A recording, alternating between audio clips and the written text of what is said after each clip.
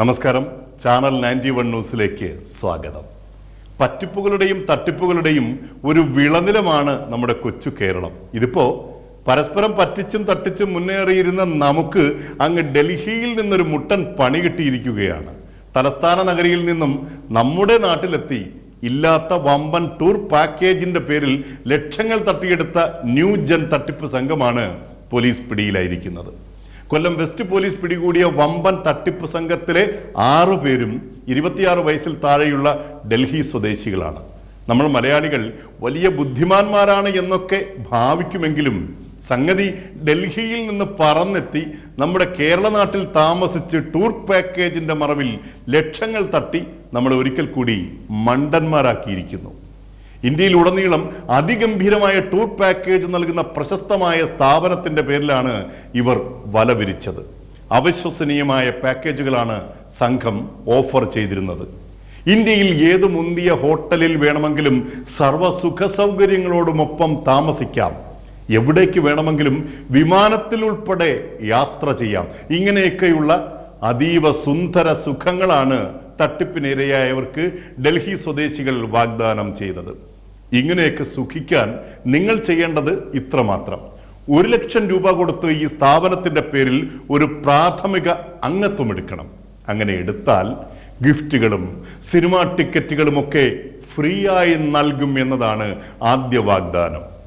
ഇതിൽ പെട്ടുപോയ കൊല്ലം മുണ്ടയ്ക്കൽ സ്വദേശി അംഗത്വ ഫീസായി 1 ലക്ഷം രൂപ നൽകി.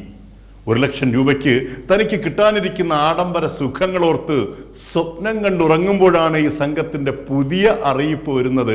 പാക്കേജിന്റെ പൂർണ്ണമായ ആനന്ദം ലഭിക്കണമെങ്കിൽ ഇനിയും 1 ലക്ഷം കൂടി നൽകണമെന്ന്.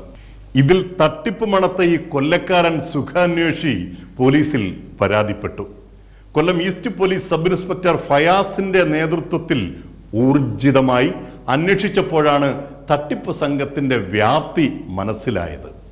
കൊല്ലം തേവള്ളിയിലെ ഒരു സ്വകാര്യ ക്ലബിൽ ഈ പ്രശസ്ത സ്ഥാപനത്തിന്റെ പേരിൽ ടൂർ പാക്കേജ് വാഗ്ദാനത്തിൽ 3 ദിവസങ്ങളിലായി അതിഗംഭീര ക്യാമ്പയിനുകൾ നടത്തി 100 കണക്കിന് പേരിൽ നിന്നും ലക്ഷങ്ങൾ വെച്ച് കോടിയിലധികം തുക സംഘം കൈക്കലാക്കി കഴിഞ്ഞു.